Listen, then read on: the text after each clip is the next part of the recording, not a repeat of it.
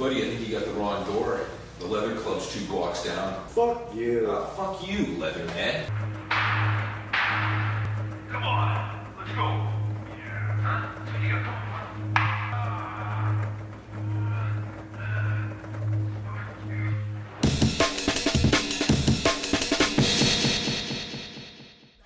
This was a bit late. Usually always late.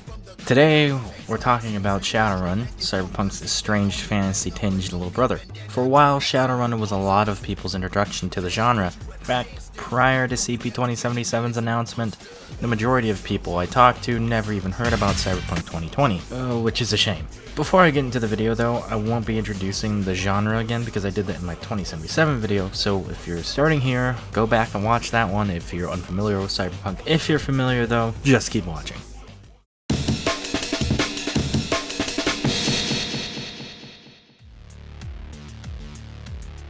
Fantasy mixed in with cyberpunk is a pretty interesting concept. You satisfy 2 groups of people at once. You satisfy your fantasy D&D nerds, and you satisfy your neuromancer cyberspace nerds. It's perfect, for the most part.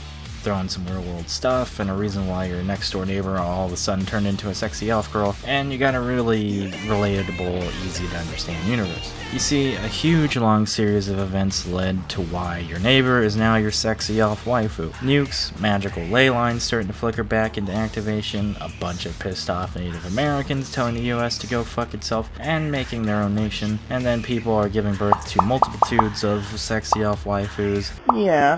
Then dragons begin to fly everywhere and cause a bunch of other shit to happen. Just shit starts getting crazy prior to 2012 because apparently the Mayans were right. And the doomsday predictions were just signaling the end of the world as we know it, predicting the return of magic. Technology advances, so that's where the cyberpunk aspect comes in. Political strife and corporate turmoil as one expects in cyberpunk, only this time the corporate CEO you're talking to is probably a dragon, and 9 times out of 10, they're not friendly either. The only friendly dragon that existed was the president of the UCAS, but he got assassinated. No friendly dragons in Cyberpunk, we can't have none of that.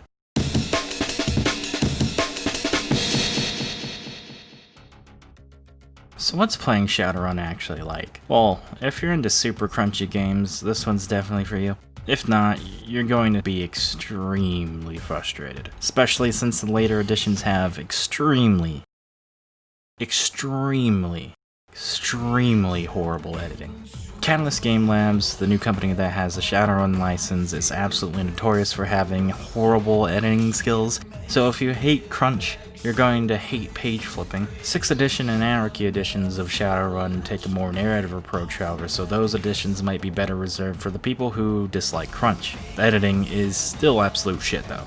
There's not a class system in Shadowrun, but there's archetypes which can be class-like in a way. You can freely form your characters how you please. You want a decker who can cast some spells and only uses non-intrusive ways to access the Matrix? You could easily do that. As for the magic systems in the game, there's a ton of them following traditions you would follow as a mage. You have to remember your formulas, remember that you can astrally project. If you're a decker, just like in Cyberpunk 2020, you'll be hated because you could go into cyberspace, which is its own initiative slot, just like astral projection, and there's levels of cyberspace too, each with their own initiative slots. Oh yeah, forgot to mention, if you're playing in person with physical dice, you're going to need a metric fuck ton, and I'm not joking either. A lot of rolls require a ton of d6s. Thankfully, they're your standard 6-sided dice that's pretty much widely available, but still, I highly suggest that you ditch the paper character sheet as well. There's a program called Shummer that automates a lot of the sheet functions and has a lot of quality of life improvements as well. Basically what I'm saying is, if you're going to play this game, you're probably going to have a hard time playing it old school, and you're going to want to bring a laptop and probably a phone app to roll your dice. I use my laptop and my physical dice. Honestly, do what makes you feel good. If you so choose to go old school, bring a lot of erasers and a ton of paper, you're gonna need it.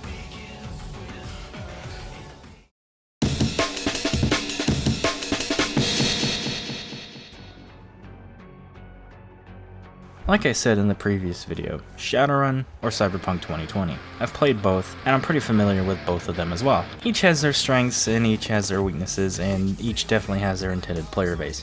Shadowrun has your typical cyberpunk fare alongside fantasy tropes. As stated, they have magic, they have orcs and elves, they have big corporations, cyberspace, and augmentations by the buckful. If you like fantasy more than cyberpunk, obviously, Shadowrun is more for you. When I was doing research for both Shadowrun and Cyberpunk 2020, I did, however, notice a lot of players for Shadowrun don't actually care for cyberpunk as a genre. If you like crunch, this game is also definitely for you. You could really min-max your characters to your liking.